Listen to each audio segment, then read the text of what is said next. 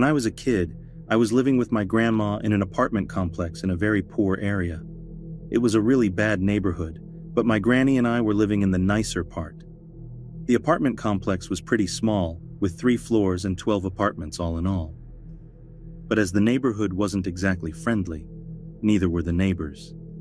We hardly knew anyone in the complex. People were constantly moving in and out before you even had a chance to say hello. But then again, the few people we did say hello to were either creeps or criminals. I don't think we were missing out on anything. The complex had a huge basement, and each apartment had its own room in the basement. The basement also held a laundry. The entire basement was creepy as heck. It was really quiet down there, and you could pretty much hear a pin drop. Anything going on in the complex would manifest into sounds in the basement. On top of that, the heater, which was down there too, was always making sounds like a dying cat, and every pipe and floorboard was creaky like they were paid to do it. As a young child, my granny didn't allow me to go down there on my own. Even before this particular incident, plenty of bad stuff had happened down there. People would often use the basement room for illegal activities or store bad stuff down there. A lot of people would move away without cleaning out their rooms too, leaving behind stuff to be found by the landlord. One time the landlord found a meth lab. Another time, he found a batch of dead dogs, which had apparently been alive when the resident of the room had been living in the complex, but had starved to death once he had moved out. Anyway, I was 14 when I was first allowed down in the basement on my own. My grandma was getting old, and I was taking over more and more responsibilities at home. Doing the laundry was always my biggest horror, because that was when I had to go down in the basement. Yet as time went by, and I got more used to the sounds and creaks down there, the basement was just a tiny bit less creepy. When I was 15, my grandma won a new dining table set in a rally. Being the old-fashioned hoarder she was, she didn't want to part with her old set, and instead wanted it down in our basement room, which of course was on my shoulders. I went down into our basement with a few chairs, then into our room. That is when I first heard the noise. The reason I noticed it was that it was unlike any of the noises I usually heard down there. It was repetitive and pattern-like, not like every other noise, which seemed random. The noise was strong in our room, but not outside of it, like someone was knocking on the walls in the room next to ours.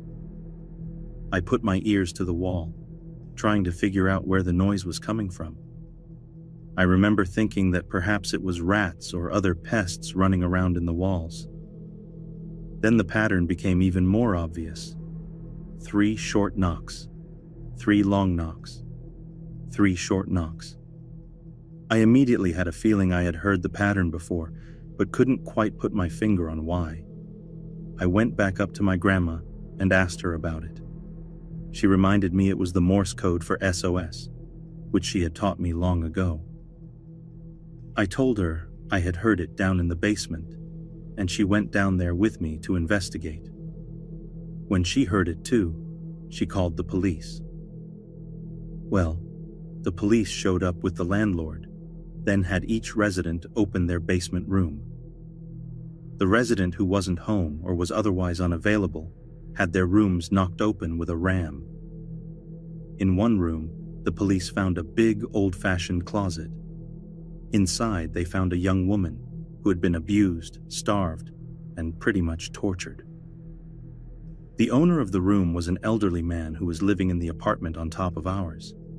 As it turns out, she had been down there for at least 5 days, and while a lot of other people had apparently heard the noise, no one else had recognized it as the SOS signal.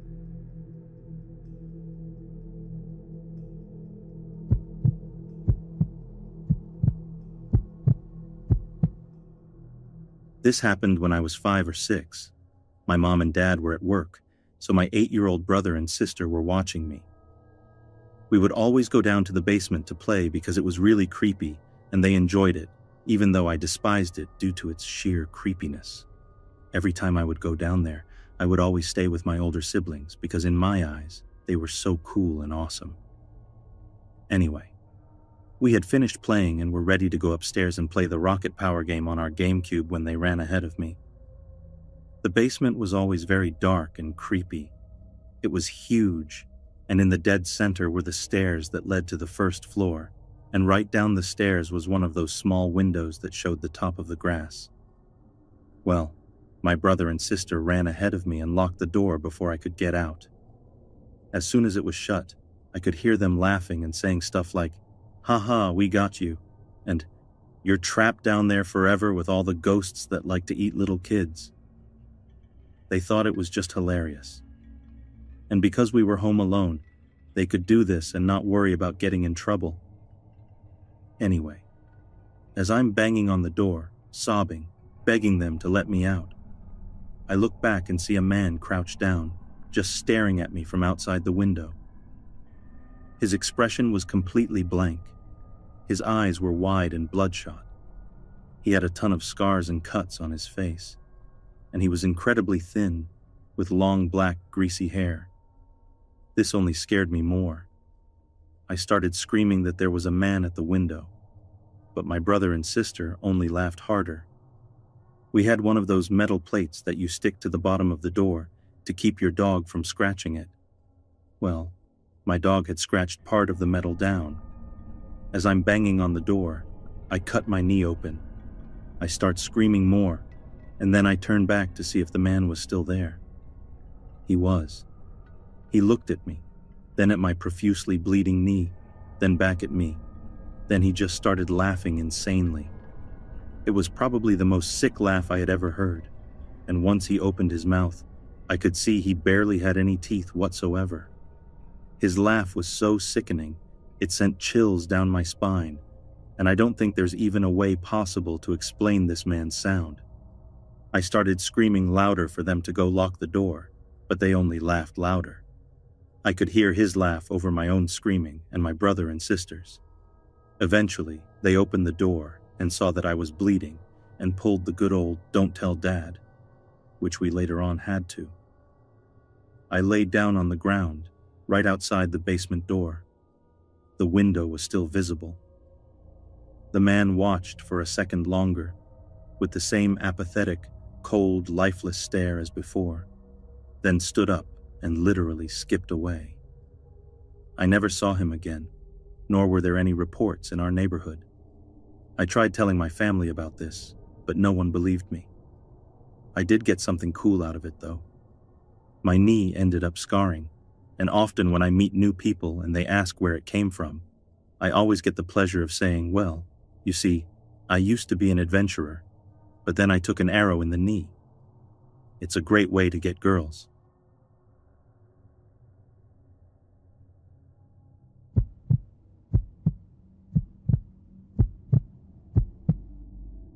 When I was 13, my best friend Lisa lived in a very rural, woodsy area. There wasn't a lot to do, but it was a blast to explore in the fall. Maybe about a 15-minute walk away, which was much shorter by golf cart, our primary means of travel before we could drive, was this old, rotting house that had been uninhabited since before either of us were born. My friend's mom knew the guy who used to live there, just an elderly man who passed away either by a heart attack or old age or something, completely not spooky. But the house was run down and filled with holes and had broken windows and a spooky basement and was never completely emptied out, so it was fun for us 13-year-olds to get into and explore. We would tell scary stories and try to find ghosts or whatever. So one day around Halloween, we took the golf cart and drove down to the house to do some exploring and creep ourselves out. We turned down the long driveway to the house and parked off to the side of the house, on the off chance if anyone came down the driveway, they wouldn't see that we were there. We were trying to get all of our gear together.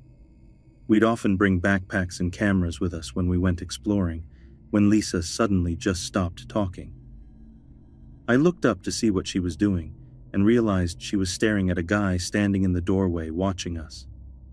He looked maybe 5 or so years older than we were, pretty normal looking, but he was smiling. It's not like we had never seen other people at the house, the occasional other groups of teens rummaging through things. But this was the first time I remember feeling so uncomfortable. When he had both of our attention, he just calls out, "There's a party in the basement, it's $5 to get in." I was like, what the fuck? There were no cars around, no kids lingering outside, no noise, no indication that anyone else was there but us. Also, the basement was dark and trashed and smelled terrible. I had been in there before, and there was absolutely no way a party would be fun or even feasible. Lisa said something along the lines of, "That's fine, we were just leaving." And the guy responded, "I was just kidding. It's free to get in. How old are you guys?" I have no idea why, but Lisa got out of the cart and started walking toward the door. I was like, fuck that. I'm good right here. She looked like she was trying to see inside the door without getting too close, but he was leaning in the doorway. I was still sitting in the cart, like, "Lisa, hey, let's go. I'm super hungry, blah blah blah, excuses to leave. Please get the hint." But they were both ignoring me. Then I noticed someone in the window, which was directly in front of the cart, not even trying to be discreet, with their finger to their lips, like they were telling me to be quiet. Then the guy in the window, or girl, but I think it was a guy, starts dancing, I think. He was swaying and chomping his teeth, and it was the most unnerving thing I've seen to this day. So I yelled, "Lisa, I have to pee. We need to go or I'm leaving because I have to pee." And I guess she sensed my urgency because she stops talking to the guy in the door, who was honestly just making casual conversation at this point, and walks back to the cart. She tells the guy we'll be back in 15 minutes, and he waved goodbye. Window person, by the way, stopped dancing when Lisa walked back to the cart and was now looking towards the door at his friend. I am happy to say that we arrived home safely, but I freely admit that I was crying my eyes out trying to explain what I saw. I told her that I was never, ever, ever going back to that house again. More than likely, just two guys who were high and trying to scare some 13-year-old girls. But even so, you should not try to lure children into an abandoned house.